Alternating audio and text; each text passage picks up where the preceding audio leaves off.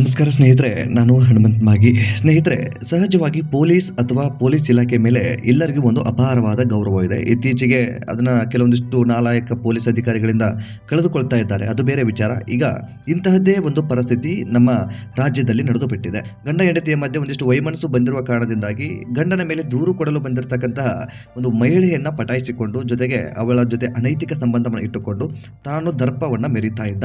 So ಇಂಥ ಒಂದು ಪ್ರಕರಣ ಇದೀಗ ಬೆಳಕಿಗೆ ಬಂದಿದೆ. ಕಳೆದ 2-3 ದಿನಗಳಿಂದ ಕೂಡ ಈ ಒಂದು ಪ್ರಕರಣ ಚರ್ಚೆಯಲ್ಲಿದೆ. ಸೊ ಸಾಕಷ್ಟು ಜನ ಇದರ ಬಗ್ಗೆ ಮಾತನಾಡ್ತಾ ಇದ್ದಾರೆ. ಪೊಲೀಸ್ ಇಲಾಖೆಗೆ ಇಂತಹವರಿಂದ ಒಂದು ಕೆಟ್ಟ ಹೆಸರು, ಹಾಗೆ ಹೀಗೆ ಅನ್ನೋ ಒಂದಿಷ್ಟು ಮಾತುಗಳು ಕೂಡ ಕೇಳಿ ಬರ್ತಾ ಇದ್ದಾವೆ. ಈ ಪ್ರಕರಣಕ್ಕೆ ಸಂಬಂಧಪಟ್ಟ ಹಾಗೆ ಮತ್ತೊಂದಿಷ್ಟು ಬೆಳವಣಿಗೆ ಅಂತದೆಲ್ಲವೂ ಕೂಡ ಕಾಣಿಸ್ತಾ ಇದೆ. ಏನಿದು ಪ್ರಕರಣ, ಆರಂಭದಲ್ಲಿ ಗಮನಿಸ್ತಾ ಹೋಗೋಣ.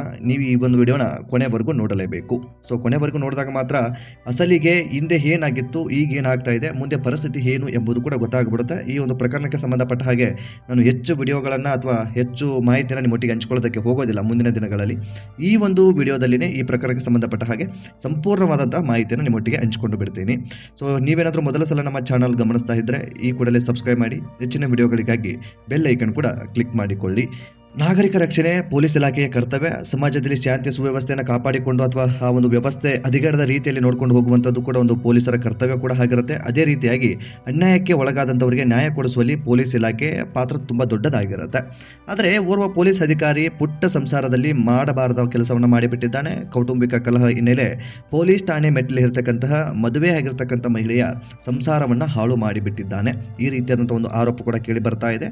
ಅದೇ ರೀತಿಯಾಗಿ ಘಟನೆ ಏನಿದು, ಆ ಒಂದು ಘಟನೆಗೆ ಸಂಬಂಧಪಟ್ಟ ಹಾಗೆ ಒಂದಿಷ್ಟು ಸಂಕ್ಷಿಪ್ತವಾಗಿ ಮಾಹಿತಿಯನ್ನು ಕೂಡ ಗಮನಿಸೋದಾದ್ರೆ, ಭೀಮಾಶಂಕರ್ ಹೋಳ್ಕರ್ ಎಂಬುವರು ಪುಟ್ಟ ಒಂದು ಸಂಸಾರ ಅವರದು. ಕುಟುಂಬದಲ್ಲಿ ತಾನು ಮತ್ತು ತಾಯಿ ಜೊತೆಗೆ ಹೆಂಡತಿ, 2 ಮಕ್ಕಳು ಇರ್ತಾರೆ. ಆದರೆ ಪುಟ್ಟದಾದಂಥ ಒಂದು ಸಂಸಾರ. ಆ ಸಂಸಾರದಲ್ಲಿ ತನ್ನ ಕೆಲಸವಾಯಿತು ತಾನು ಆದಂತಹ ವ್ಯಕ್ತಿ ಇದ್ದು ಬಿಡ್ತಾನೆ. ಇದೀಗ ಸಂಸಾರದ ಸಮಸ್ಯೆಯಿಂದ ದಿಕ್ಕೆಟ್ಟು ಸಹಜವಾಗಿ ಸಂಸಾರ ಅಂದ ಕಾರಣಕ್ಕೆ ಗಂಡ ಹೆಂಡತಿಯ ಮಧ್ಯೆ ಸಹಜವಾಗಿ ಜಗಳ ಅಂತದ್ದೆಲ್ಲವೂ ಕೂಡ ಹಾಗೆ ಆಗಿರುತ್ತೆ.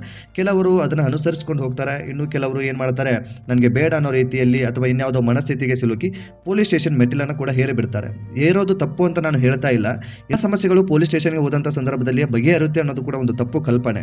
ನಮ್ಮಲ್ಲೇ ಬಗೆಹರುವಂಥ ಕೆಲಸಗಳಿದ್ರೆ ಅದನ್ನು ನಾವೇ ಬಗೆಹರಿಸ್ಕೊಳ್ಬೇಕಾಗತ್ತೆ. ನೋಡಿ, ಇವತ್ತು ಪೊಲೀಸ್ ಸ್ಟೇಷನ್ ಮೆಟ್ಟಿಲು ಏರಿದ್ರು ಕೂಡ ಅಥವಾ ಇನ್ನೇನೋ ಆದ್ರೂ ಕೂಡ ಗಂಡ ಹೆಂಡತಿಯ ಸಂಬಂಧ ಇದೆಯಲ್ಲ, ಅದನ್ನು ಯಾರು ಕೂಡ ಮುಟ್ಟುಗೋಲು ಹಾಕೋದಕ್ಕೆ ಸಾಧ್ಯ ಆಗೋದಿಲ್ಲ. ಗಂಡ ಹೆಂಡತಿ ಯಾವತ್ತಿದ್ರು ಗಂಡ ಹೆಂಡತಿನೇ. ಕಾನೂನು ರೀತಿಯಲ್ಲಿ ಹೋರಾಟ ಅಂತದೆಲ್ಲವನ್ನು ಕೂಡ ಮಾಡಿದ್ರೆ ಡಿವೋರ್ಸ್ ಆಗ್ಬೋದು ಅಥವಾ ಇನ್ನೇನೋ ಆಗಬಹುದು. ಒಂದು ಸಣ್ಣ ವಿಚಾರವನ್ನು ಇಟ್ಕೊಂಡು ಮಕ್ಕಳ ಬಗ್ಗೆಯೂ ಕೂಡ ಯೋಚನೆ ಮಾಡದೆ ಪೊಲೀಸ್ ಸ್ಟೇಷನ್ ಮೆಟ್ಟಿಲು ಹೇರಿ ಆ ಒಂದು ಜೀವನವನ್ನು ಹಾಳು ಮಾಡ್ಕೊಳ್ಳೋದಿದೆಯಲ್ಲ, ನಿಜಕ್ಕೂ ಅದೊಂದು ತಪ್ಪು ಅಂತಾನೆ ಹೇಳ್ಬಹುದು. ಇಂತಹದ್ದೇ ಒಂದು ಘಟನೆ ಈ ಭೀಮಾಶಂಕರ್ ಬದುಕಿನಲ್ಲೂ ಹಾಗೆ ಬಿಡುತ್ತೆ. ಒಂದು ಸಣ್ಣ ಜಗಳ ಆಗುತ್ತೆ. ಜಗಳಕ್ಕೆ ಸಂಬಂಧಪಟ್ಟ ಹಾಗೆ ಪೊಲೀಸ್ ಸ್ಟೇಷನ್ ಮೆಟ್ಟಿಲನ್ನ ಹೇರ್ತಾಳೆ. ಆ ಒಂದು ಪೊಲೀಸ್ ಸ್ಟೇಷನ್ ಮೆಟ್ಟಿಲು ಹೇರಿದಂತಹ ಸಂದರ್ಭದಲ್ಲಿ ಆಗ ಈ ಪೊಲೀಸ್ ಅಧಿಕಾರಿಗೂ ಮತ್ತು ಇವಳಿಗೆ ಪರಿಚಯ ಆಗುತ್ತೆ. ಪರಿಚಯ ಸಲುಗೆ ಆಗುತ್ತೆ. ಸಲುಗೆಯಿಂದ ಇಬ್ಬರು ಕೂಡ ಅನೈತಿಕ ಸಂಬಂಧಕ್ಕೆ ಮುಂದುವರೆದು ಬಿಡ್ತಾರೆ. ಇದು ಕಳೆದ 5 ವರ್ಷದಿಂದ ನಡೆದು ಬಿಟ್ಟಿರುತ್ತೆ. ಇನ್ನು ಕಳೆದ 10 ವರ್ಷಗಳ ಹಿಂದೆ ಭೀಮಾಶಂಕರ್ ವಿಜಯಪುರ ಜಿಲ್ಲೆಯ ಕೊಲ್ಲಾರ ಪಟ್ಟಣದ ಅನುರಾಧ ಜೊತೆಗೆ ಮದುವೆ ಆಗಿರ್ತಾರೆ. ದಂಪತಿಗೆ ಒಂದು ಗಂಡು ಮತ್ತು ಒಂದು ಹೆಣ್ಣು ಮಗು ಕೂಡ ಇದೆ. ತಂದೆಯನ್ನ ಕಳೆದುಕೊಂಡಿರ್ತಕ್ಕಂತಹ ಭೀಮಾಶಂಕರ್ ತಾಯಿ, ಪತ್ನಿ ಮತ್ತು ತನ್ನ 2 ಮಕ್ಕಳ ಜೊತೆಗೆ ವಾಸವಾಗಿರ್ತಾರೆ. ಮದುವೆ ಆದ 5 ವರ್ಷಗಳ ಬಳಿಕ ಗಂಡ ಹೆಂಡತಿ ಮಧ್ಯೆ ಒಂದು ಸಣ್ಣ ಜಗಳ, ಆರಂಭದಲ್ಲೂ ಕೂಡ ನಾನು ಹೇಳಿದ ಹಾಗೆ ಒಂದು ಸಣ್ಣ ಜಗಳ ಕೂಡ ಬರುತ್ತೆ. ಸಣ್ಣ ಜಗಳಕ್ಕೆ ಸಂಬಂಧಪಟ್ಟ ಹಾಗೆ ವಿಜಯಪುರ ಜಿಲ್ಲೆಯ ಆಲಮೇಲ ಪೊಲೀಸ್ ಠಾಣೆಯಲ್ಲಿ ದೂರನ್ನು ಕೂಡ ಕೊಡೋದಕ್ಕೆ ಈ ಒಂದು ಮಹಿಳೆ ಮುಂದಾಗ್ತಾರೆ. ಈ ವೇಳೆ ವಿಚಾರಣೆ ನೆಪದಲ್ಲಿ ಆಲಮೇಲ ಠಾಣೆಯ ASI ಆಗಿರ್ತಕ್ಕಂಥ ಮನೋಹರ್ ಕಂಚಗಾರ್ ಅನುರಾಧ ಮೊಬೈಲ್ ನಂಬರ್ ಅನ್ನ ಪಡೆದುಕೊಳ್ತಾನೆ. ಇದೇ ನೆಪದಲ್ಲಿ ಅನುರಾಧ ಹಾಗೂ ಪೊಲೀಸ್ ಅಧಿಕಾರಿ ಮನೋಹರ್ ಮಧ್ಯೆ ಮಾತಿನ ಸಲುಗೆ ಬೆಳೆದು ಬಿಡುತ್ತೆ. ಮಾತಿನ ಸಲುಗೆ ಹೆಚ್ಚಾಗ್ತಾ ಇದ್ದಾಗೆ ಇಬ್ಬರ ನಡುವೆ ಅನೈತಿಕ ಸಂಬಂಧವೂ ಕೂಡ ಬೆಳೆದು ಬಿಡುತ್ತೆ.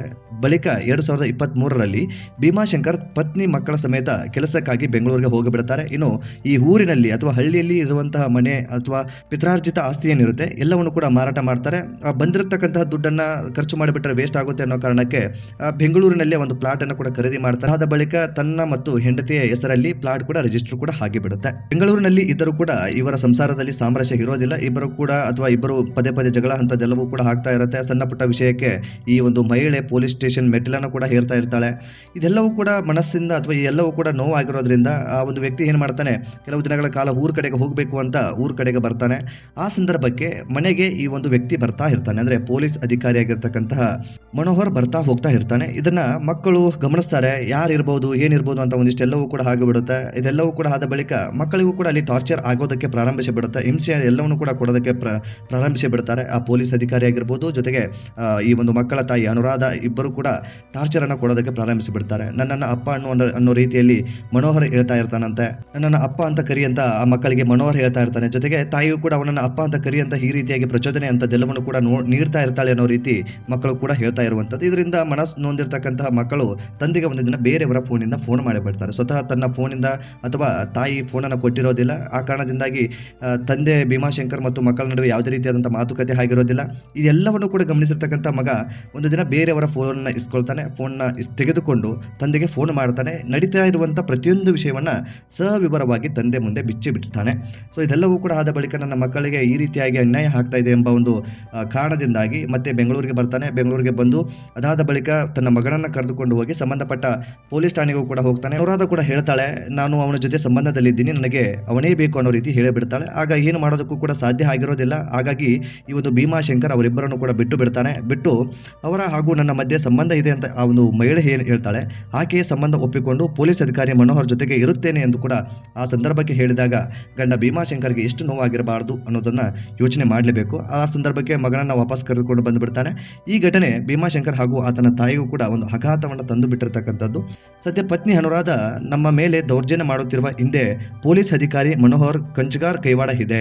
ಆಲ್ಮೇಲದಲ್ಲಿ ASI ಆಗಿ ಸೇವೆಯನ್ನು ಸಲ್ಲಿಸುತ್ತಿದ್ದ ಅಧಿಕಾರಿ ಪ್ರಮೋಷನ್ ಆಗಿದ್ದ PSI ಆಗಿ ಈಗ ಬಸವನ ಬಾಗೇವಾಡಿ ಪೊಲೀಸ್ ಠಾಣೆಯಲ್ಲಿ ಸೇವೆಯನ್ನು ಕೂಡ ಮಾಡ್ತಾ ಇದ್ದಾನೆ. ಇವರ ಮೇಲೆ ಕ್ರಮ ತೆಗೆದುಕೊಳ್ಬೇಕು ಅನ್ನೋ ರೀತಿಯಾಗಿ ಮೇಲಾಧಿಕಾರಿಗಳಿಗೆ ಈಗ ಮನವಿಯನ್ನು ಕೂಡ ಈ ಒಂದು ವ್ಯಕ್ತಿ ಭೀಮಾಶಂಕರ್ ಸಲ್ಲಿಸಿರ್ತಕ್ಕಂಥದ್ದು. ಇನ್ನು ಬಸವನ ಬಾಗೇವಾಡಿ ಪೊಲೀಸ್ ಠಾಣೆಗೂ ಕೂಡ 1.5 ತಿಂಗಳಿಂದನೂ ಕೂಡ ಈ ಒಂದು ಮನೋಹರ್ ಕಂಚಗಾರ್ ಸೇವೆಗೆ ಬಂದಿಲ್ಲ ಅಥವಾ ಆ ಒಂದು ಡ್ಯೂಟಿಗೆ ಹಾಜರಾಗಿಲ್ಲ ಅನ್ನೋ ರೀತಿಯಲ್ಲಿಯೂ ಕೂಡ ಕೇಳಿ ಬರ್ತಾ ಇದೆ. ಕುರಿತಾಗಿ ಏನೇನೆಲ್ಲ ಬೆಳವಣಿಗೆ ಆಗಿದೆ ಎಂಬುದು. ಇನ್ನು ನ್ಯಾಯ ನೀಡಬೇಕಾಗಿರ್ತಕ್ಕಂಥ ಪೊಲೀಸ್ ಅಧಿಕಾರಿ ಅನ್ಯಾಯ ಮಾಡುತ್ತಿರುವ ಆರೋಪ ಈಗ ಕೇಳಿ ಬಂದಿರತಕ್ಕಂಥದ್ದು.